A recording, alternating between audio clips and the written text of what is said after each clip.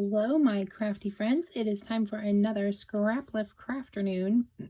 Today we are scrap lifting a layout from, I think it's from Violet. It looks like it says Creation de Cindy, which I think might be French. I don't know. One of our team on the Scrap-lift Crafternoon found this inspiration, and it is quite beautiful. There are lines of ink or paint in the background, 3 different colors. There are 3 frames, and she has basically 3 bundles of clusters. With the middle one, the cluster goes on the top and the bottom. 1 photo, and it does look like there's a little bit of stitching on the outside of the frames. So I'm gonna have to see if I can figure out how to work something like that into mine. I didn't even notice that until now. It does look like there are some gold splotches and a little bit of stamping in the background. And like I said, some clusters and the title on the left with some journaling at the bottom. So the elements that I'm going to use, because again, I'm going to take this 12 by 12 layout and I'm going to try to shrink it down to be usable on a 6 by 8 layout. So I am going to, here's a sneak peek of the practice one that I did for my background already. I believe when I'm done with this, it'll be a 2-page kind of layout. I'll have 2 pages because I don't know, maybe I will, because I want to be able to use both the practice one that I did and the final one. So what I'm going to do is I'm using a piece of Alexander Renke paper, which has something printed on the back. It has these, horses, rocking horses and those little hearts. And I just decided I was never going to use paper like that, but this is a nice thick cardstock and it works pretty well. It holds up pretty well to media. So I'm going to use this because I don't think you should throw away paper just because you don't think you'll ever use it. And so, and then I'm going to use my gel plate. And my gel plate is really from back in my art journal days. It's from Gel Press, and this is a 5 by 7. And I have them in multiple sizes, and I really love them. I used to use it all the time with my art journals and paint and everything. And today I just thought it would be perfect for using as a little paint palette for my ink. Give me a little bit more control and to make those lines in the background that I kind of want to do. So I'm also planning to use this stamp. It's from a set from Tim Holtz that's called Faded Type. It kind of goes along with my vintage theme for the month of February. For the How to Kill a Kit with Style, we're adding vintage into our layouts, and so I'm using it into our kit, and so I am using that. I'm going to use Picked Raspberry for my ink, one of them, and then I'm also going to use Salvage Patina because these colors go along with my kit that I created this month. And so I'm going to spray. I don't normally spray. I normally just take the top off and kind of swipe it across the place I want to use. But today I'm just going to spray. I just got a piece of packaging here, and I'm just going to fold it so that I can get kind of a little more control over what I'm going to do. And I'm going to have kind of a line of ink. This is oxide, and yes, it's messy, so be prepared for that. In my practice one, I did it kind of just going down the middle, 2 lines. And I know what I want to do. I'm only going to do 1 photo because this is a 6 by 8. So it's small and it is harder to control. Not control, sorry. I'm thinking about the ink. It's not harder to control. It's harder to get more photos on 1 page. Plus she only did 1 photo. So, but I'm only going to do 1 kind of a cluster, I think, although I probably just messed this up because I did this way, but it's fine. So now I'm just going to spray it and wipe it off.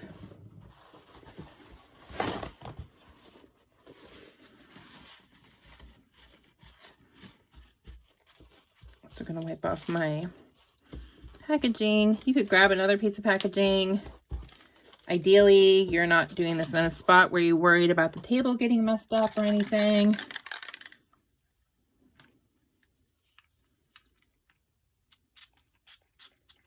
So I know my photo is gonna go down kind of in the middle. So most of what's behind it is just going to be covered up. So that's why I did my lines the way I did them.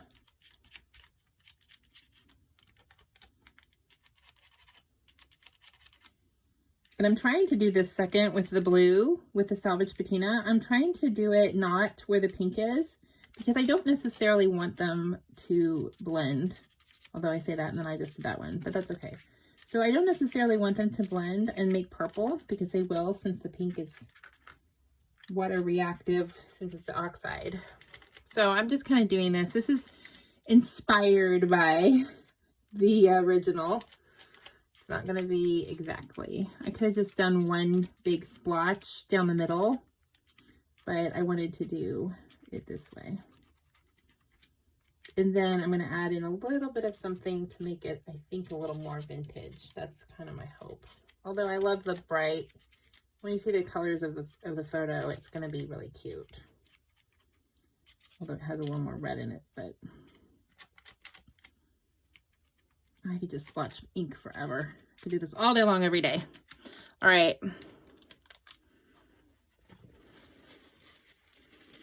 It's so fun.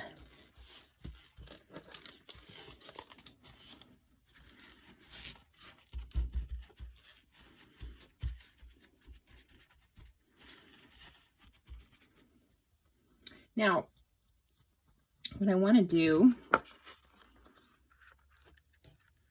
is I want to add a little bit of vintage. So, whoops, I'm going to get my one called Tea Dye. It's kind of light, and I tried it with frayed burlap, but it was kind of green. Vintage Photo was a little too brown for me, so I'm hoping, I should really spray this. I'm hoping Tea Dye will work the way I want it to. I haven't used these sprays in a long time, so it might be all gunky. Okay, so what I want to do is use my stamper, use my ink, this as sort of a stamp. I'm hoping this will work.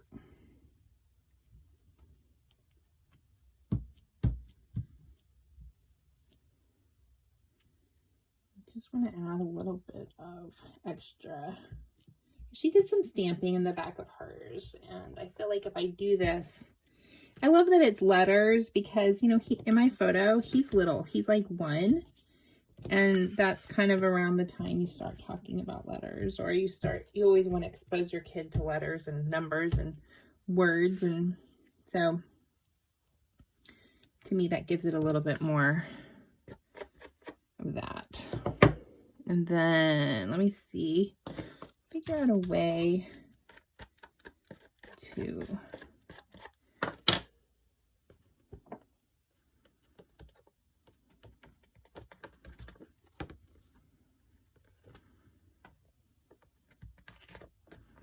just trying to kind of splotch some of that. Of course, now there's no white space because that's kind of how I fly, but that's okay. I like that. I like that it's not like a super brown, so it doesn't look like, you know what. But it's light and pretty. This all just cleans up with water. All right. So I'm going to let this dry a little bit.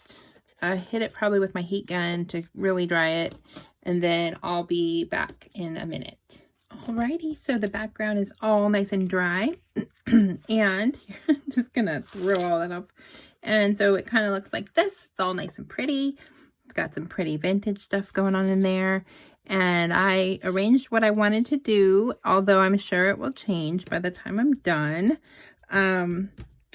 Here's the photo of my little boy when he was probably only about 1 year old, very close to 1 year. And so I'm going to put that down. I'm probably going to glue that onto the back so it will have its own little frame, just like the one in the inspiration. That'll go in the middle, and then I'm going to stick and plop and tuck. Ooh, she has some thread. I have to go find some thread to put in. Add in my little things. Where she has leaves, I'm going to either use a tag or a heart instead of leaves, and I'm going to add in these, anything with the number 1. I have this nice little phrase piece from Layered Life Story shop. It's from one of their collections. I think it's from the Life, what's it called?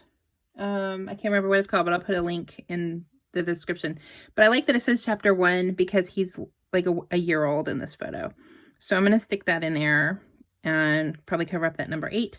And then I found this frame that actually looks like it has some gold stitching. And so I'm going to, I cut it in half and I'm going to put it on either side, because even though my page is too small for full-size frames, I'm just going to kind of give it the impression that it's going off the page. That's the hope. Another little phrase paper from L Studio, and then I'm just going to kind of throw some hearts on here, scatter them around, adding in this little hopefully gonna be able to add in this tag from Ellie Edwards and more hearts, and we'll just keep adding and sticking and plopping and see where we end up. These wooden hearts are also from Ellie Edwards. My title is kind of this one, which is Love You, and then I have this nice little vellum piece from Ellie that is gonna go back behind here, kind of wherever you see in the inspiration there's leaves. I'm adding in, like I said, hearts. Sometimes I swap it out with stars if I see flowers, but in this case I'm going to use the hearts because this is Valentine's month and this is part of my kit. I have these little wooden chipboard pieces from, I bought at Hobby Lobby in a bag, and they look like conversation hearts, and they're so cute. So those are going to be sprinkled in here too. And then I have this piece from last month that I fussy cut with my die cut machine. And he's like my little hedgehog. He's got a little spiky personality now. And I thought, because she has a squirrel, which I love, and she also has owls and mushrooms, I would do a kind of hint of that. And I was thinking, I'm going to stick it in here, although I've just stuck everything else in. But I'm thinking I'm going to kind of sneak him in there, kind of just peeking out. I might have to trim it a little bit. Just kind of hidden a little bit. And just as a sort of fun hint of a nod to his future little, he's my hedgehog. He's my spiky personality. And spiky hair sometimes. In the future. And then I have this, these were both created from Ellie Edwards stamps, and so I just stamped the background using some circle stamps that I have. I have one from an Ellie Edwards documenting December daily stamp set that has phrases, and then it also has a big circle. See, it has these December daily, and it has this big circle that you use to create kind of a background for her December ones. Also, I could use a little squirrel, but I don't know if I'm going to or not. But so I used that circle behind some of these to see if it would work, and it did work. You know, sometimes it was too big, sometimes it was small. And then I also have one from a set from Concord and Ninth, which has a teeny tiny circle, which works pretty well with the smaller circles. But what I did was I used my spray, and I sprayed it on some packaging, or you could use your gel plate, and I stamped it with the intention of it being not perfect. Like, it's not it's kind of messy, it's not perfect. And I'm pretty sure I used the picked raspberry so that it would be the same color. 99% sure. Thought I might slip this circle in there somewhere. So that's kind of something that I was playing with doing. I also used the heart and some of that to make this background, but that's not important right now. Okay, so it's gonna look something like this, I think. And we're just gonna stick and plop, and I'm gonna fast forward so that you don't have to watch me do all that. And then at the end, we'll have some slowdowns, and I might do some gold splatters because she has gold splatters on hers too. And I hope that you will go and check out the other folks who are hopping, as always, and see what amazing creations they make using this inspiration layout for this week's scrap lift. Thank you so much. See you at the end with the slowdowns. Enjoy the plop, stick and plop.